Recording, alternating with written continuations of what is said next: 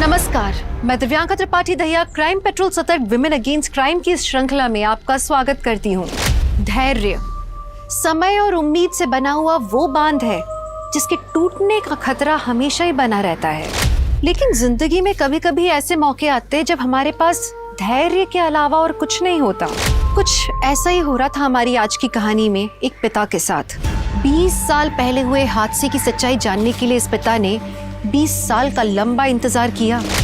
20 साल सुनने में ही कितने लंबे लगते हैं। सोचिए, इंसाफ के लिए ये 20 साल, धैर्य के लिए ये 20 साल एक पिता के लिए कितने ज्यादा लंबे रहे होंगे।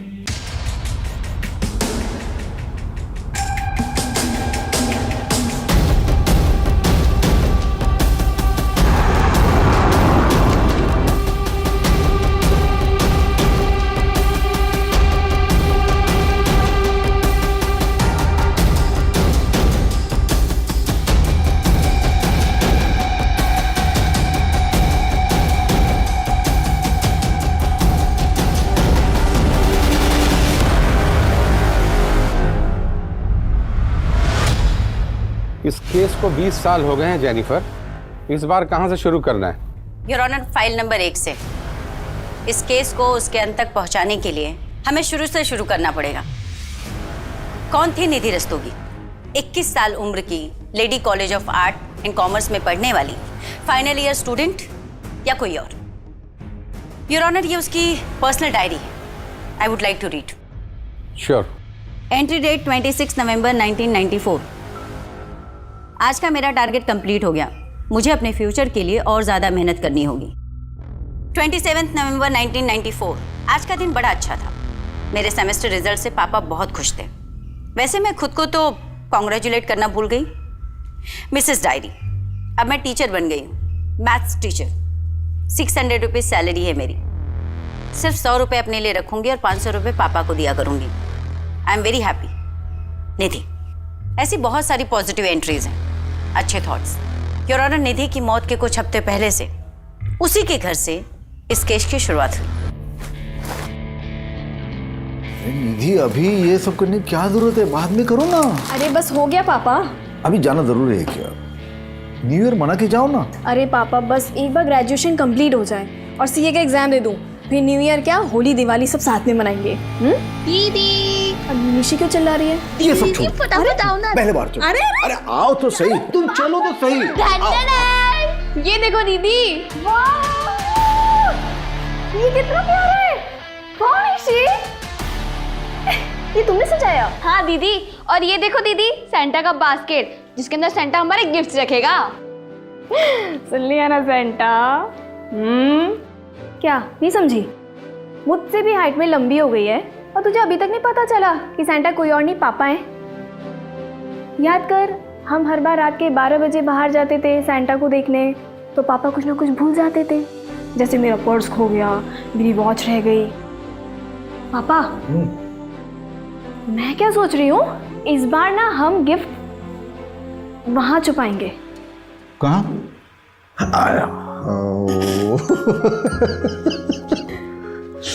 बच्चों, इस सेंटा जो है ना, ये असल में होता है। अदरवाइज तुम दोनों जैसा प्यारा सा गिफ्ट मुझे कैसे मिलता? Love you. Love you too पापा। Oh my god! क्या? अरे एक बात तो बोलना भूल ही गया मैं। Wish you very happy birthday. Thank you पापा। हैप्पी बर्थडे दीदी। Thank you.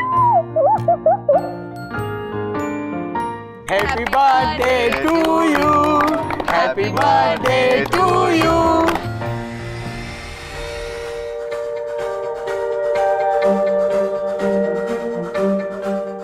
निधि की पढ़ाई लिखाई में तो बहुत खर्च होता होगा ना, क्योंकि पंजिम के अच्छे कॉलेज में पढ़ती है ये। मेरा कोई खर्च नहीं होता, उल्टा 600 रुपए हर महीने निधि मुझे भेजती है। 600 रुपया हर महीने?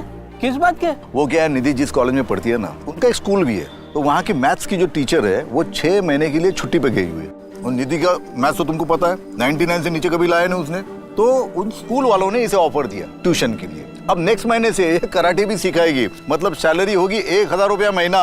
अरे वाह, क्या बात है, ये सुन के तो बहुत खुशी हुई निधि। हाँ, थैंक यू अंकल। वैसे आज अगर भाभी जी जिंदा होती ना तो वो तो मेरे मुंह में मिठाई ठूस ठूस के मेरा शुगर ही हाई कर देती थी। अरे तुम्हारे शुगर को लो करते। आओ वाइन पीते। आओ। हाँ चलो चलो।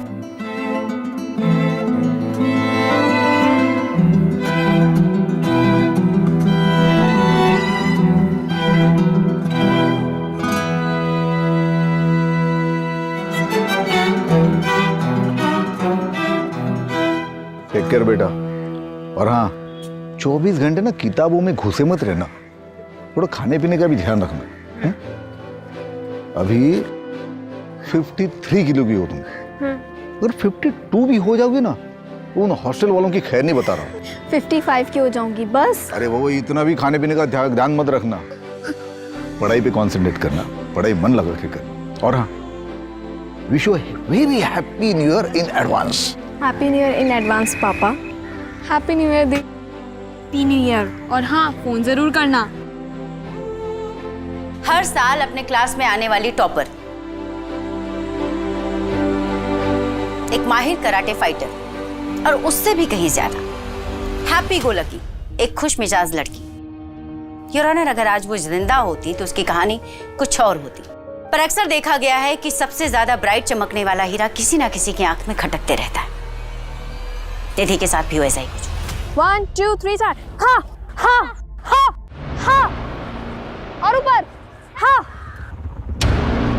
तो आज हम क्लास यहीं पे एंड करते हैं। कल हम शाम को 5 बजे मिलेंगे, 5 PM sharp. Okay? Thank you ma'am. Thank you.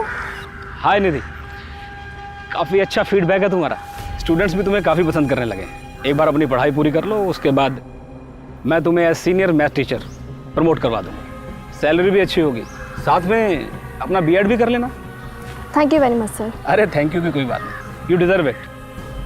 अच्छा, तुम्हारे पास मेरा लैंडलाइन नंबर है, कोई भी काम हो कॉल मी एनी टाइम, दिन हो या रात, सोचना मत, just come to my home. Take care. Take care sir. मेरा सामान किसने फेंका? मैंने। जानवी, तुम्हारा प्रॉब्लम क्या है? प्रॉब्लम है ना तू है। ये जो तेरा अटेंशन सीकर वाला एटीट्यूड है ना, ये जरा अपने पास रख। तुम्हारी प्रॉब्लम्स, प्लीज मेरी जगह से निकल जाओ। वरना क्या कर लेगी? हाँ, 2-4 कराटे के मूव्स दिखाएगी। चल दिखा, चल दिखा दिखा दिखा ना। ओए, क्या हो रहा है? चलो दोनों अपनी जगह पे। वार्डन दीदी, प्लीज मेरा रूम चेंज कीजिए, मुझे यहाँ नहीं रहना। वार्डन दीदी, आप है ना इसको इस सड़ियल रूम में रहने दीजिए, आप मेरा ही रूम चेंज करवा दीजिए। Janvi, mind your tone.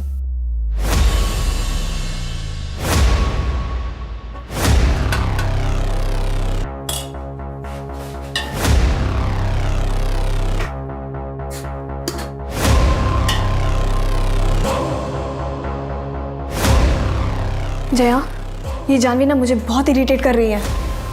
क्यों इसके मुंह लग रही है? इग्नोर कर, तू बस अपने एग्जाम्स पर ध्यान दे।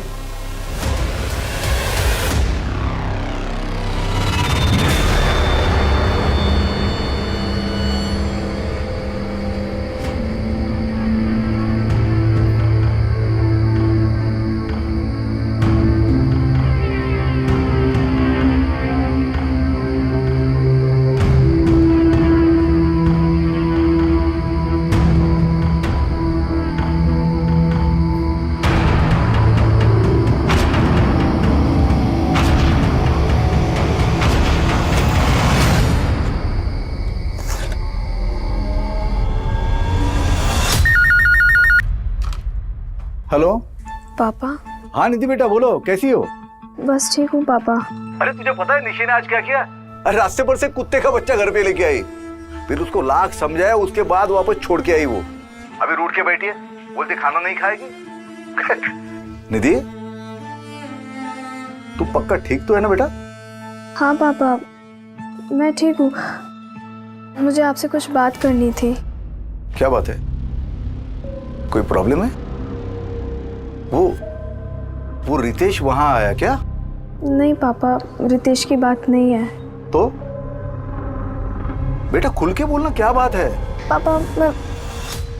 पापा मैं आपसे बाद में बात करती हूँ, मेरी वो दोस्त आ गई है। ठीक है, तुम मुझे जरूर फोन करना, मैं इंतजार करूंगा तुम्हारे फोन का।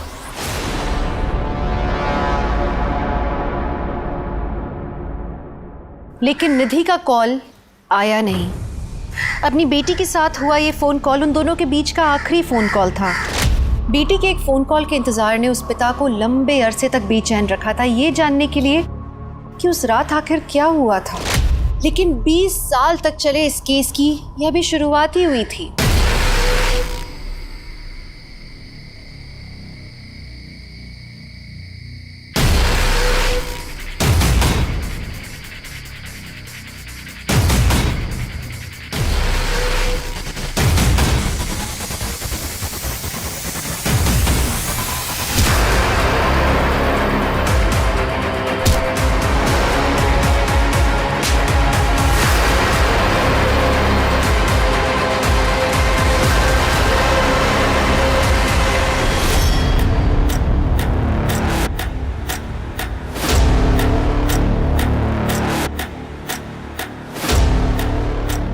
सर फोन आया था, कुछ सामान बिखरा हुआ है और लड़की सुबह से गायब है। सारे हॉस्टल को अच्छे से चेक करो। सर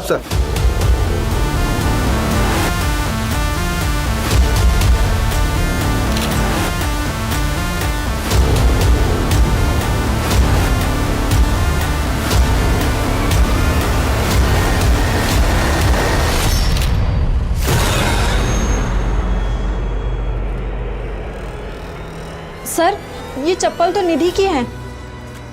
उधर पूरा कमरा अच्छे से चेक करो।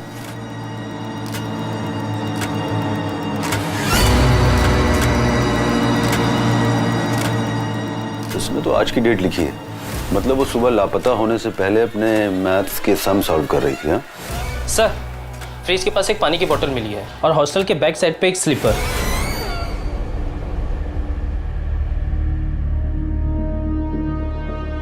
सर यहाँ मिली है चप्पल।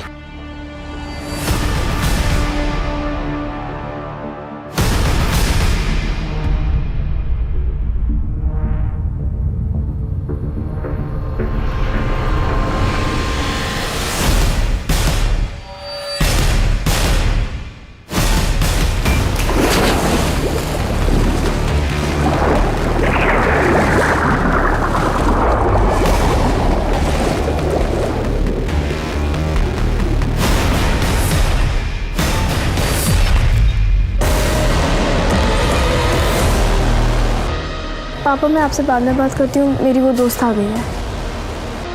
निधि क्या हुआ यार, तू बहुत परेशान लग रही है। नहीं बस सब ठीक है। क्या बात है, तेरी आंखें क्यों भरी हुई हैं? पता नहीं यार, मुझे मेरी तबीयत कुछ सही नहीं लग रही। सोच रही कुछ दिनों के लिए घर चली जाऊँ।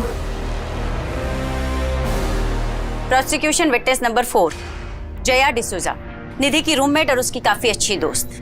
एग्जिबिट नंबर 13 पेज 3 पैरा 5 में दिए हुए उसके स्टेटमेंट के हिसाब से निधि अपनी मौत के 2-3 दिन पहले से काफी अपसेट दिख रही थी। योर ऑनर, हॉस्टल के सारे स्टाफ और स्टूडेंट्स के स्टेटमेंट एग्जिबिट नंबर 13 से एग्जिबिट नंबर 22 के बीच में।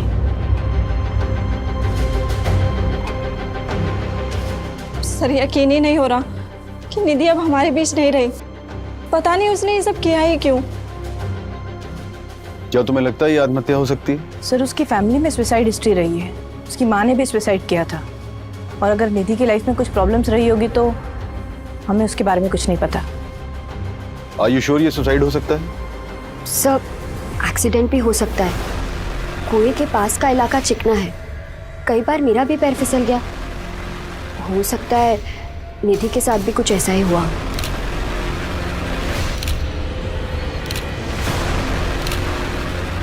और ये गले के मार्क्स का पिक्चर लेना, सारे बॉडी पार्ट्स की प्रॉपर पिक्चर चाहिए। सर इंस्पेक्टर प्रमोद माथुर है। बहुत बुरा नहीं लीमा जी, बच्ची ने सुसाइड कर ली। आप कौन? सतीश माथुर, इस इंस्टीट्यूशन का ट्रस्टी। देखिए इंस्पेक्टर, ये जो कुछ भी हुआ है इसे जल्दी से वाइंड अप कीजिए। बच्चे डरे हुए हैं, फालतू का तमाशा हो रहा है। देखिए हमें शक है ये सुसाइड के अलावा भी कुछ हो सकता है, तहकीकात तो करनी पड़ेगी। ठीक है, जो कुछ भी करना है आधे घंटे में कीजिए और निकलिए यहाँ से। नीलिमा जी, बच्ची के परिवार वालों को फ़ोन कर दीजिए, जो भी मदद हो सके कीजिए, थोड़े बहुत पैसे भी दीजिएगा।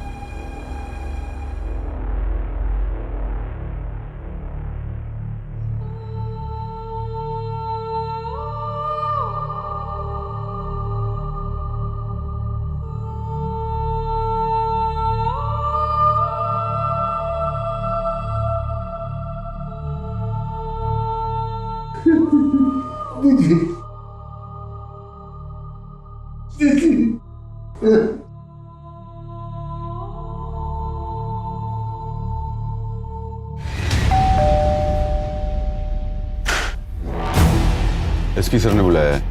हाँ प्रमोद। जैन सर। जी Jain sir. Yes sir, I'll do that right now sir. Right, thank you sir.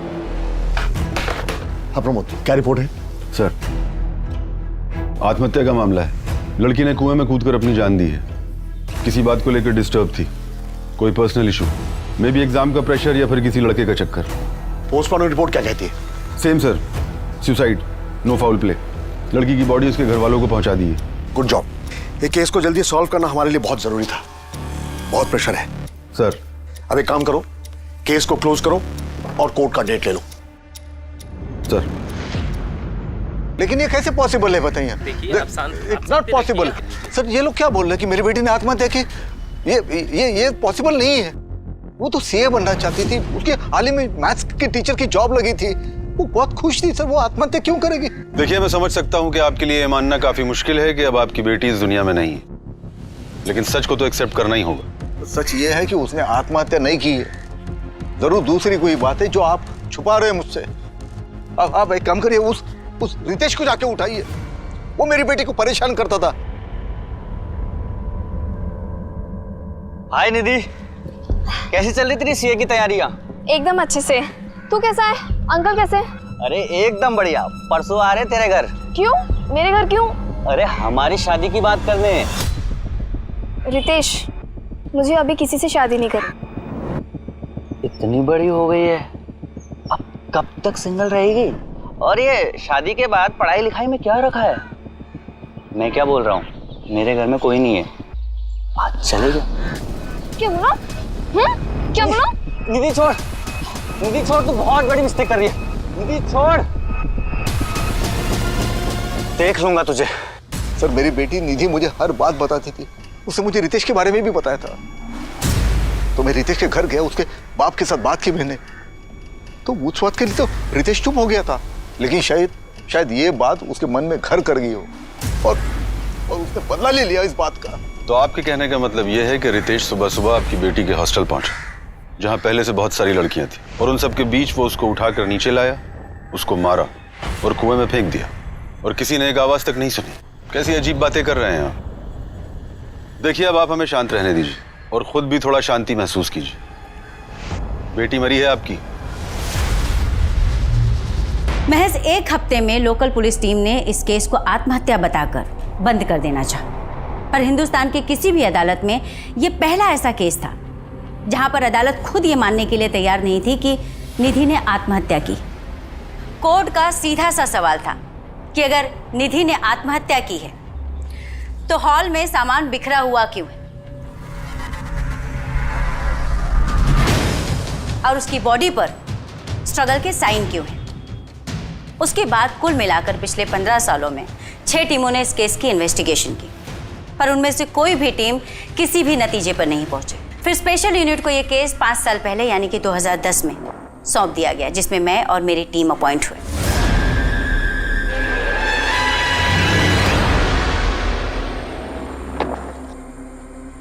Ma'am, अब तक 6 टीम ने इस केस को सुसाइड बताया है और सबने रिक्वेस्ट की है कि इस केस को क्लोज कर दिया जाए, लेकिन 7वीं टीम का ऐसा कोई इरादा नहीं। 19 जन 1995 ये वही दिन है ना जिस दिन कुएं से निधि की डेड बॉडी मिली थी। Right ma'am. अगर 1 मिनट के लिए मैं मान भी लेती हूँ कि उसने सुसाइड कमिट किया, तो सुसाइड कमिट करने से पहले वो ये मैथ्स के सम क्यों सॉल्व कर रही थी? मैम, ये रही उसकी डायरी। मैथ्यू, मैं डायरी पढ़ चुकी हूँ। उसकी डायरी के एक भी पेज को देखकर ऐसा नहीं लगता कि वो सैड थी या सुसाइडल टेंडेंसी की थी। हर पेज पर कुछ ना कुछ positive, happy, cute, excited, bright future, bright सोचने वाली लड़की। एक्सेप्ट 16 जन 1995, उसकी डेड बॉडी मिलने के 3 दिन पहले। 3 दिन पहले से उसने डायरी लिखना बंद कर दिया था। आखिर उन 3 दिनों में ऐसा क्या हुआ था जिसने उसके डायरी लिखने के रूटीन को खत्म कर दिया? इस केस को बीते हुए काफी साल हो चुके हैं। हमें फाइल्स और पेपर्स के अलावा मिलेगा क्या? सच, जिसको तलाशने के लिए मैं यहाँ आई। मैथ्यू, हम माँ बाप अपने बच्चों को अपने से दूर इसलिए भेजते हैं कि वो पढ़ लिख कर हमसे बेहतर करें जिंदगी में। बेचारी 21 साल की बच्ची थी, और जब आपके बच्चे के साथ ऐसा कुछ हो जाए तो आपकी अंदर तक रूह कांप जाती। और उसके पापा को तो पता तक नहीं कि उनकी बेटी के साथ हुआ क्या। क्या ढूंढना चाहती है आप? और आपके बाकी साथियों ने क्या ढूंढा है? यही ना कि मेरी बेटी का किसी के साथ अफेयर था, वो फिजिकल रिलेशन में थी। हर 2-3 साल के बाद कोई ना कोई आता है और हमारे जख्म खुरेद कर चला जाता है। क्यों? हमने मान लिया ना कि हमारी बेटी ने आत्महत्या की है, हो गया ना, बस अब जाइए यहाँ से। आपने भले मान लिया कि आपकी बेटी निधि ने आत्महत्या की थी, लेकिन हम नहीं मानते।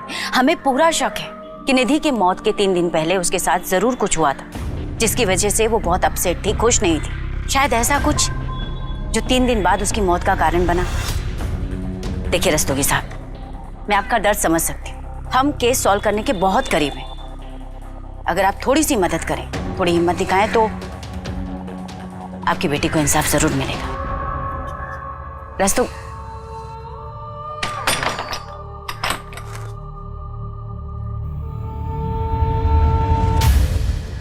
मैम, ये रही निधि की ऑटोप्सी रिपोर्ट। ये फर्स्ट रिपोर्ट और ये डिटेल रिपोर्ट। ऑटोप्सी रिपोर्ट के मुताबिक निधि के सर पर काफी गहरी चोटें थी, 4 चोटें। और इनिशियल इन्वेस्टिगेटिंग ऑफिसर्स की थ्योरी थी कि ये चोटें कुएं में गिरने की वजह से भी आ सकती हैं। तो इस थ्योरी का प्रैक्टिकल करके देख लेते हैं।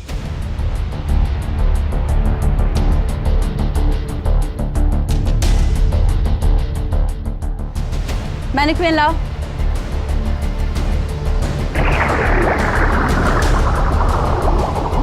सर, एक तरफ अगर एक कॉन्शियस इंसान पानी में डूबने से मरे और दूसरी तरफ एक अनकॉन्शियस इंसान पानी में डूबकर मरे, तो दोनों ही हालातों में काफी फर्क होता है। मैं एक्सप्लेन करती हूँ। सर, जब पानी में डूबने की वजह से लंग्स के अंदर पानी भरता है, तो कॉन्शियस इंसान और अनकॉन्शियस इंसान दोनों के सिनेरियो में लंग्स के अंदर अलग अलग टाइप का झाग बनता है। क्योंकि जो कॉन्शियस इंसान होगा उसकी सांसें तेज होंगी, वो छटपटाएगा, बाहर निकलने की कोशिश करेगा, भले ही वो आत्महत्या के इरादे से ही पानी में क्यों ना कूदा। और जो अनकॉन्शियस है वो सीधे डूबकर मर जाए। निधि के लंग्स कंडीशंस को देखकर ये साफ साफ पता चलता है कि पानी में डूबते वक्त वो कॉन्शियस नहीं थी। मतलब ये सुसाइड नहीं, एक्सीडेंट भी तो हो सकता है। पैर फिसल गया हो, चोट लग गई हो और गिर गई हो। एक्सीडेंटली कुएं में गिरने की वजह से अगर किसी को चोट लगेगी तो 1 या 2 बार लगेगी, 4 बार नहीं। अगर 4 बार लगी तो कैसे? सर, इतने सालों बाद उस कुएं या उस हॉस्टल से कुछ भी मिल पाना इम्पॉसिबल था। इसलिए इस केस को सिर्फ लॉजिकल इन्वेस्टिगेशन के अप्रोच से ही सॉल्व किया जा सकता है। इसलिए मैंने और मेरी टीम ने पुरानी रिपोर्ट्स में दी गई जानकारियों के हिसाब से इस केस को रीइमेजिन करने की कोशिश की।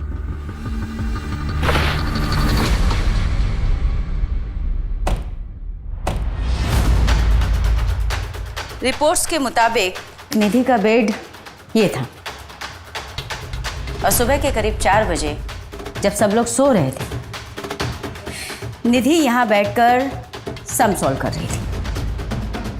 सम सॉल्व करते करते सुबह के करीब 4 बजे उसे प्यास लगी और वो फ्रिज का पानी पीने के लिए नीचे चली।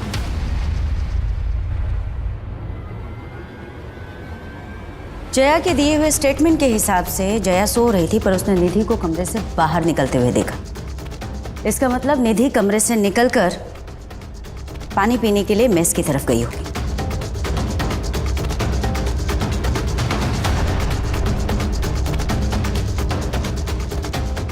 पुलिस फाइलिंग के हिसाब से आज से 15 साल पहले फ्रिज यहाँ कहीं था, जहाँ पर उन्हें एक गिरी हुई बॉटल भी मिली थी।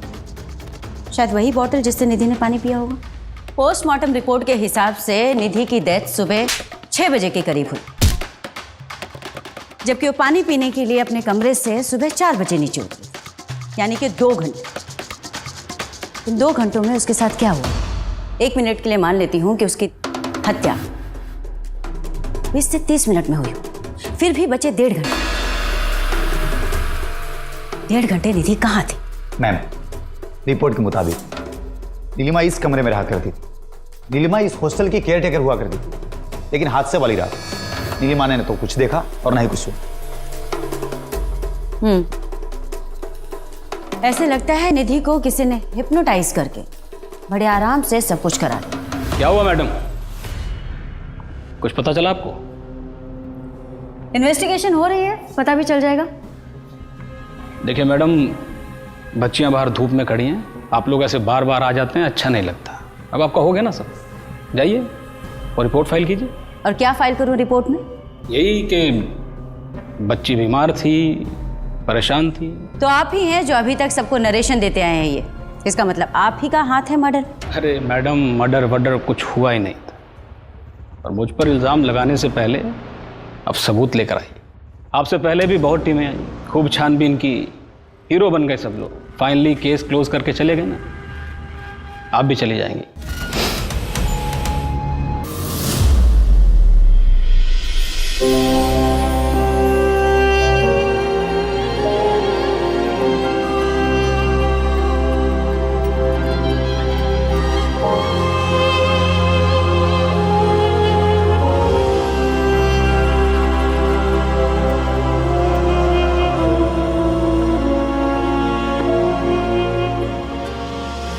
क्राइम सीन की फोटोज तुमने ही खींची थी ना?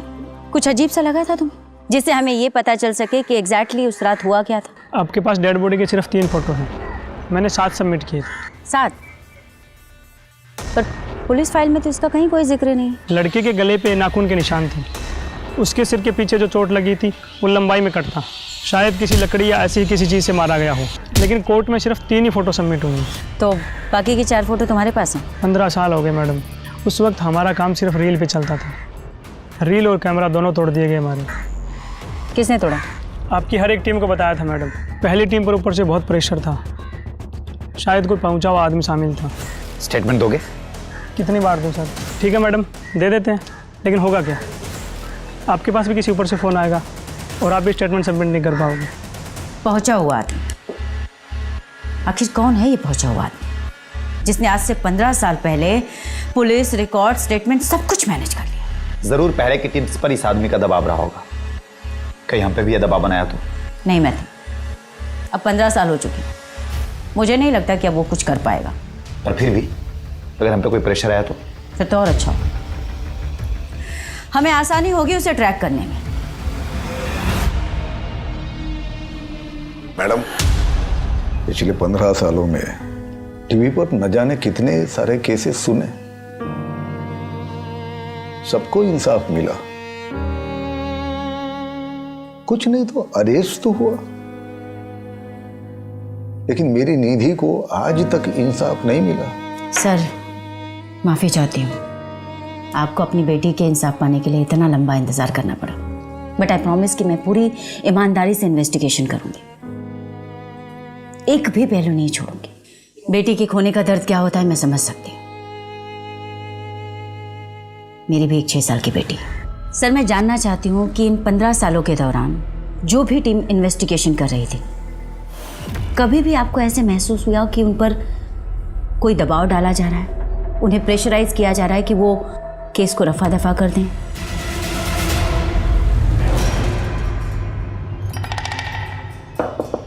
सर, अरे आप मेरे घर पे आ गए, आप पुलिस स्टेशन में आइए। सर प्लीज आप फिर से तहकीकात कीजिए ना। देखिए, मेरी बेटी ने आत्महत्या नहीं की है, वो ऐसे कैसे कर सकती है सर? तो आप ही बताइए उसने ऐसा क्यों किया? आपकी लड़की जवान थी, घर से दूर रहती थी हॉस्टल में, आपकी निगरानी तो थी नहीं उस पर। मतलब क्या आपका?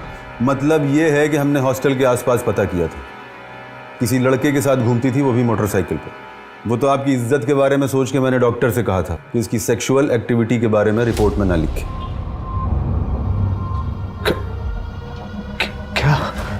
जी हाँ, शारीरिक संबंध थे उसके।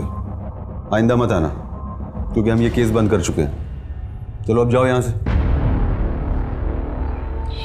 देखिए सर, आपको अगर हमें इंसाफ नहीं दिलाना है तो मत दिलवाइए, लेकिन मेरी बेटी को यूं बदनाम मत कीजिए। आपसे हमें कोई उम्मीद नहीं है।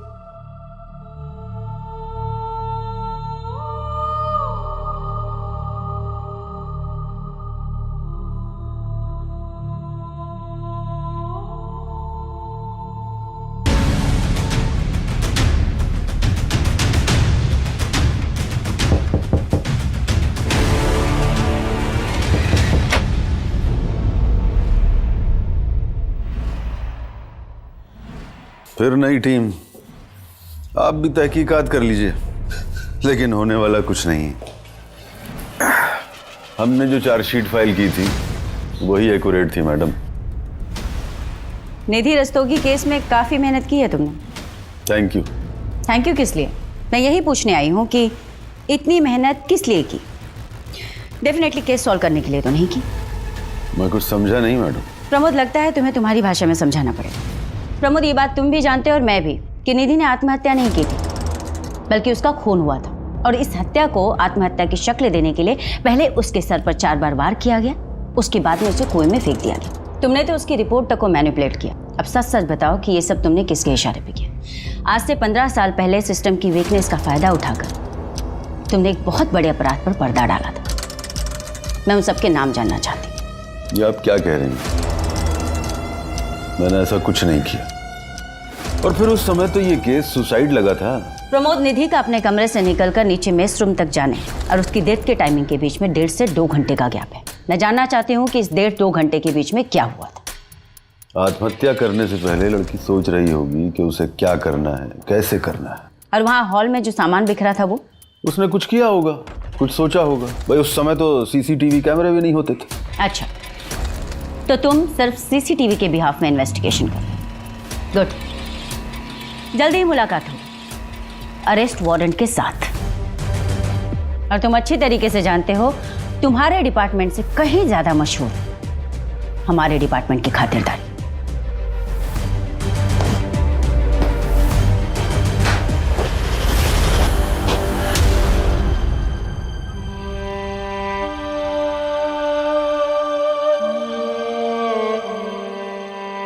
पापा, मैं ना ये सब उंगलियों पे जोड़ जोड़ के ना तंग आ गई हूँ। प्लीज सैंटा को बोलो ना इस बार एक कैलकुलेटर गिफ्ट कर दे। निधि बेटा, ये तुम्हारा कैलकुलेटर।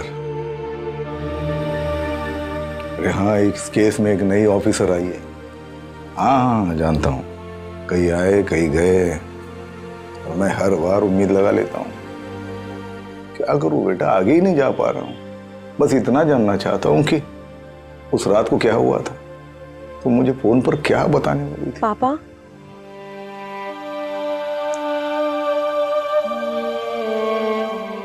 हर बार यही सोचता हूँ कि अगर थोड़ा सा फोर्स करके उसी रोज पूछ लेता, क्या पता शायद दूसरे दिन में तुम्हें मिलने चला आता और शायद आज तुम हमारे साथ होती।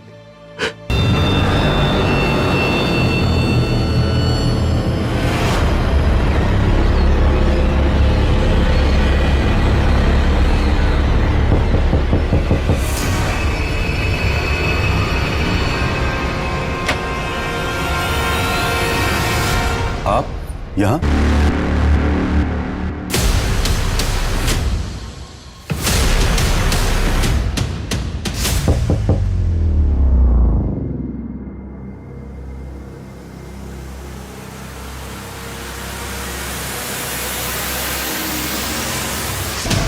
Your honour, inspector Pramod Sharma ji को जहर देकर मारा गया था। इंस्पेक्टर प्रमोद शर्मा की टीम इस केस पर काम करने वाली पहली टीम थी जिन्होंने निधि की डेड बॉडी, उसके कपड़े, उसका रूम अच्छे से देखा और इस केस से जुड़े सारे एविडेंस कलेक्ट किए। बट अनफॉर्चुनेटली इस केस से जुड़ी बहुत सी इंपॉर्टेंट चीज़ें उन्होंने प्रिजर्व नहीं की, जैसे कि विक्टिम के कपड़े और भी कई सामान। उस मर्डर वेपन तक को नहीं ढूंढा जिससे कि निधि के सर पर 4 बार वार किया गया था। पर कहते हैं योर ऑनर कि बुरा चाहने वाला 100 बुराई क्यों न कर, किसी की एक अच्छाई उन 100 बुराइयों पर भारी पड़ती। योर ऑनर, ये रहा पीयूष नायक का स्टेटमेंट और उसके खींचे हुए फोटोग्राफ्स। योर ऑनर, पीयूष नायक वो फोटोग्राफर है जिसने क्राइम सीन की फोटोग्राफी की थी। योर ऑनर, वो जो कोई भी बहुत ही पावरफुल और पहुंचा हुआ इंसान है। तभी पुलिस इन्वेस्टिगेशन से लेकर एविडेंस डिस्ट्रॉय करवाने तक हर जगह उसका अच्छा खासा इन्फ्लुएंस है। योर ऑनर, मुझे लगता है इंस्पेक्टर प्रमोद शर्मा जी की हत्या में भी उसी का हाथ हो।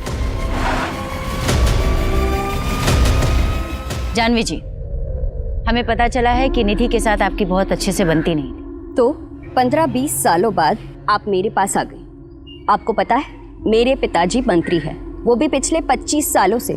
आप गलत जगह हाथ डाल रही हैं। आई एम सो सॉरी, हमारे प्रोफेशन का हिस्सा है इंक्वायरी करना, सो वी आर हियर। वैसे आपके पिताजी काफ़ी अच्छी पहुंच रखते हैं, पैसे वाले भी आप।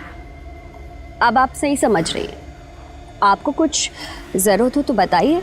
जी नहीं, थैंक यू। मैडम जी, चाय तो पी के जाइए। नेक्स्ट टाइम पक्का। इसके बाप की कुंडली निकलवाओ। अगर ये लोग इतने ही पहुंचे हुए हैं तो ये जानवी जरूर इस केस में इन्वॉल्व होगी।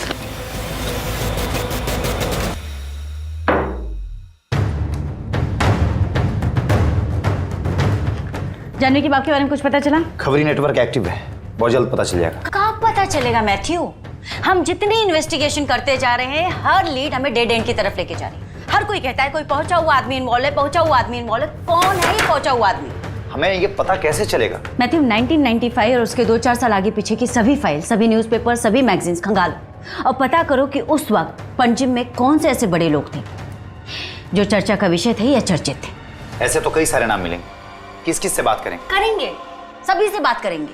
मैम, मुझे नहीं लगता कि इस केस में हम लोगों को कुछ मिलने वाला है।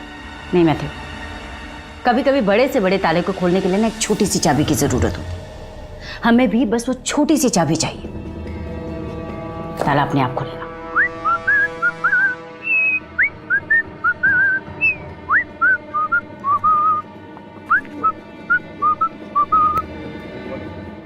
एक्सक्यूज मी दोस्त, पैराग्लाइडिंग करेंगे? पैराग्लाइडिंग ये भाई मैम, अपना जेस्की है, स्कूबा डाइव है, सब एकदम पैकेज में करा दूंगा, डिस्काउंटेड। ये बता लूँ ना? कोई बात नहीं ब्रदर, कोई बात नहीं, एंजॉय एंजॉय।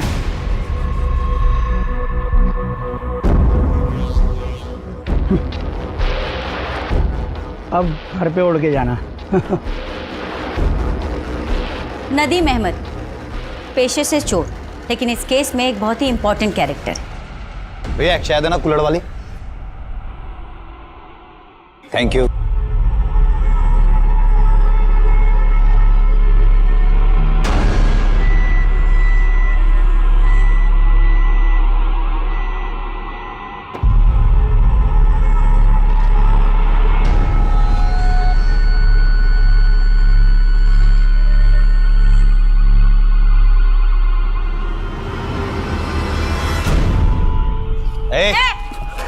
भागता कहाँ है? मैंने कहा था ना, ये चोर नहीं जादूगर है। पर आप लोग हो कौन? Special unit. वो जो टीवी पे बताते हैं वो? गोवा सुर्खियां।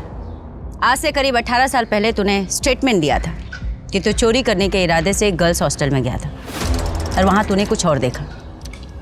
क्या देखा? नदीम अहमद एक चोर। चोर का कैरेक्टर क्वेश्चनेबल है। योर ऑनर, पिछले 20 सालों से जिस केस में कोई जवाब नहीं मिला, वहां पर चीजें क्वेश्चनेबल तो दिख रही हैं। वैसे हमने इस चोर पर आंख बंद करके भरोसा नहीं किया है। नदीम, कहाँ है तुम्हारा बंदा? वो देखो मैडम, आ गया। मैडम, ये असलम है, न्यूज़पेपर और दूध बेचने का काम करता था। असलम, जरा बता मैडम को उस सुबह तूने क्या क्या देखा था? गर्ल्स हॉस्टल के अंदर मैम मर्दों का जाना एकदम से मना था। यहाँ तक कि मुझे पैसे देने भी गेट पर ही आते थे। उस रात मैंने देखा कि एक आदमी हॉस्टल के पीछे की तरफ जा रहा था। बहुत अंधेरा था तो ठीक से देख नहीं पाया। मुझे लगा किसी लड़की का किसी लड़के के साथ चक्कर होगा। बाद में मैम मुझे पता चला कि वहाँ कुएं से किसी की लाश मिली थी। मैम, ये केस तो कहीं और मुड़ गया है। जानवी के पिता की कुंडली भी हाथ लग गई है और जानवी की माँ की ये दूसरी शादी है। शादी 15 साल पहले हुई थी और ये आदमी जानवी को गोद लिया हुआ था। असलम और नदीम के दिए हुए स्टेटमेंट के बेस पर हम निधि को इंसाफ नहीं दिला पाएंगे। It will be very difficult. इस मर्डर के पीछे इन दोनों का भी तो हाथ हो सकता है ना? I don't think. इससे लोगों के बीच ये बड़े नाम इन्वॉल्व क्यों होंगे? इनके साथ तो बहुत आसान होता है ना, इन्हें लॉकअप में डालो, केस बंद। इस केस को सिर्फ इसलिए बंद किया गया है ताकि कॉलेज का नाम ना खराब हो और सिक्योरिटी वाले पे सवाल ना उठे। निधि जिस कॉलेज में पढ़ती थी और जहाँ पर पढ़ाती थी वो पणजी के बड़े इंस्टीट्यूट्स में आते हैं और ऐसे इंस्टीट्यूट अक्सर अपने एनुअल डे फंक्शन पर बड़ी हस्तियों को एज ए चीफ गेस्ट बुलाते हैं। पता करते कि पिछले 4-5 सालों में कौन कौन से लोग एज अ चीफ गेस्ट यहाँ पर आए हैं। 4 साल यानी कि निधि की हत्या के पहले से 1990 से शुरू करते हैं।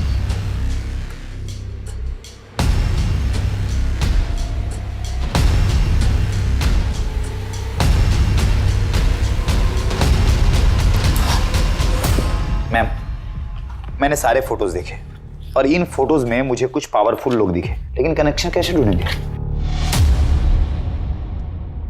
मैथ्यू, मुझे लगता है ना कि हमें नए सिरे से शुरुआत करनी चाहिए।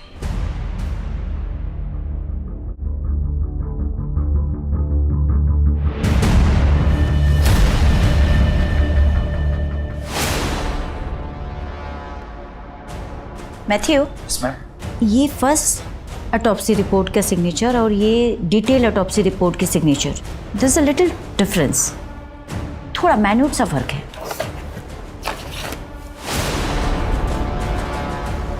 आप बिल्कुल सही कह रही हैं। दोनों सिग्नेचर के फ्लो में थोड़ा फर्क दिख रहा है।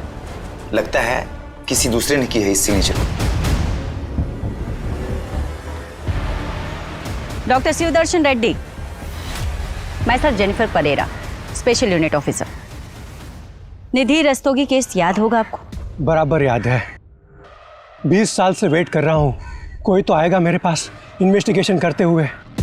आजकल जहाँ टेक्नोलॉजी से लेकर सिक्योरिटी तक सब कुछ इतना एडवांस हो चला है, फिर भी कई केसेस में मैनिपुलेशन होता रहता है। तो इमेजिन कीजिए 20 साल पहले क्या कुछ नहीं होता होगा।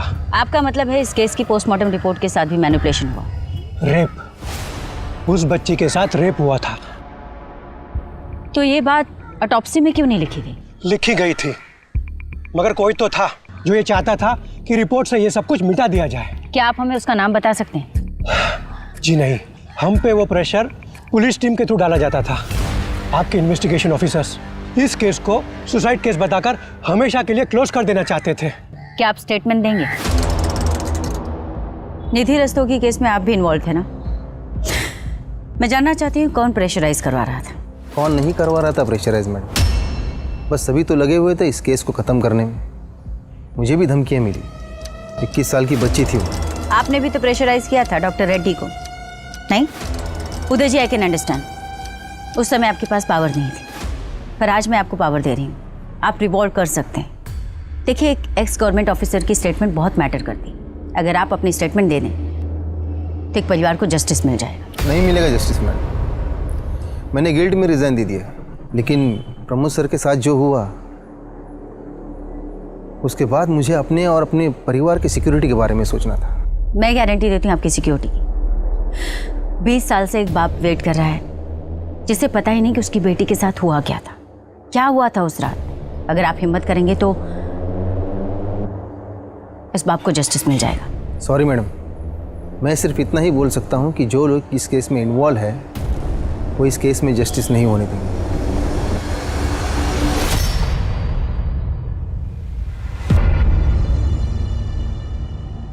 लगता है हमें भी इस केस को सॉल्व करने में 20 साल लग जाएंगे। पता काफी लोगों को है, पर कोई कुछ नहीं कहना चाहता। नीलिमा इस हॉस्टल की केयरटेकर हुआ करती थी, लेकिन हादसे वाली रात नीलिमा ने तो कुछ देखा और ना ही कुछ सुना।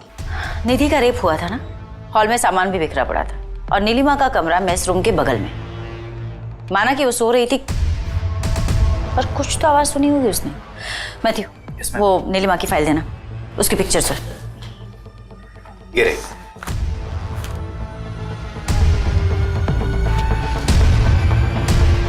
कुछ तो कनेक्शन है। मैम, अगर मैंने स्टेटमेंट दे दिया तो क्या आप मुझे गारंटी देती हैं कि आप निधि को जस्टिस दिलाएंगे और बैकआउट नहीं करेंगे? एसपी साहब, बेहतर होगा आप इज्जत से खुद ही सब बता दें। वैसे हमने होम मिनिस्ट्री में सारी डिटेल्स भिजवा दी है। हमें पता है कि आप वही ऑफिसर हैं जिन्होंने इन्वेस्टिगेशन टीम पर प्रेशर डाला था। केस को क्लोज करो और कोर्ट का डेट ले लो। सर, नदीम हमें सब कुछ बता चुका है, पूरी थ्योरी रेडी है हमारे पास, और वो PSI ऑफिसर जिन्होंने अर्ली रिटायरमेंट ले ली थी आपके प्रेशर की वजह से। अब आप बताएंगे कि आपने ये सब किसके लिए किया या किसके कहने पर किया? मैं उन्हें मना नहीं कर पाया। गुरु माना है मैंने उन्हें। हर इंसान में गलत भावना होती है, लेकिन हमें उसे काबू में रखना है। जब हमारा ध्यान अच्छी बातों में लगाएंगे तब सब कुछ अच्छा होगा। We have to move forward in our life. पीछे मत देखो, जो हुआ अच्छे के लिए होता है। हर इंसान में अच्छा करने की ताकत होती है। पॉजिटिव एनर्जी में जो ताकत है ना, वो किसी और चीज में नहीं। जब आप सोचते हो आई एम द बेस्ट, आप बेस्ट हो जाते हो। तो से with me, I am the best, I am the best, I am the best, I am the best. Donation पहुंच गई?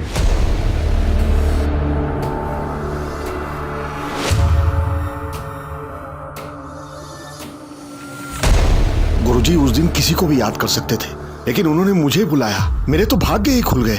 मैं उन्हें मना कैसे कर सकता था?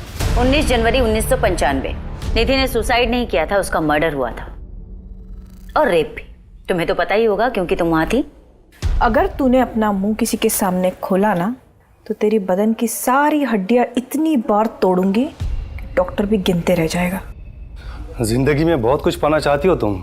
लक्ष्य होना जरूरी है और तुम वहां तक पहुंचोगी भी, लेकिन तुम्हें वहां तक पहुंचने के लिए मेरी जरूरत पड़ेगी। और जब भी तुम्हें मेरी मदद लगे, मेरे घर चले आना, मैं तुम्हारी मदद करूंगा।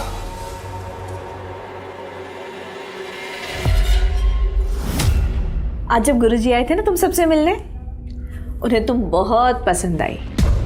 पता है इतनी छोटी सी उम्र में तुझे प्रिंसिपल बनाने का सोच रहे हैं। 6,000 रुपए महीने कमाएगी तू, लाइफ तो सेट है तेरी। फिर अपनी छोटी बहन को भी ले आना। गुरुजी का दिल बहुत बड़ा है, उसे भी आशीर्वाद दे देंगे। दिमाग खराब है तेरा। मैं ना तुम सबके पोल खोल दूंगी। सबको पता चलना चाहिए कि यहाँ पे क्या चालू है, ताकि कोई अपनी बेटी बहन यहाँ ना भेजे। तो उसने मना किया इसलिए मार दिया उसे? नहीं, इसलिए नहीं। तो किस लिए मारा था? क्या हुआ था उस रात? सर, निधि एक कराटे चैंपियन थी। इन्हें पता था कि उसके होश में रहते ये उसका कुछ नहीं बिगाड़ सकते, इसलिए इन्होंने धोखे से उस पर वार किया। सर, संजय और कमल ने मिलकर बड़ी ही बेरहमी से निधि का बलात्कार किया और केस को गुमराह करने की कोशिश की।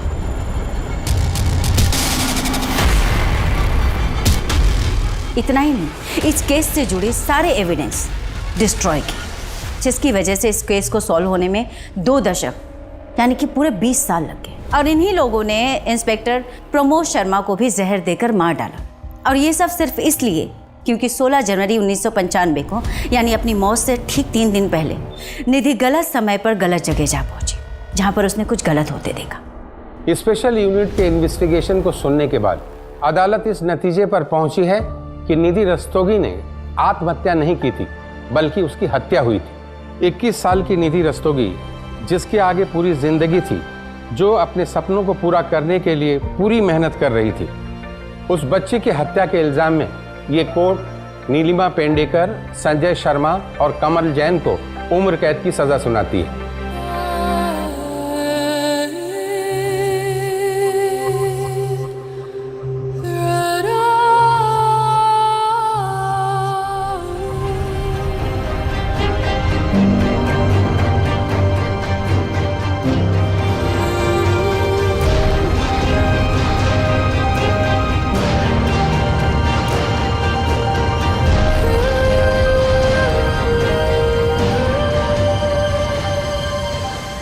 इस केस में justice was delayed but not denied.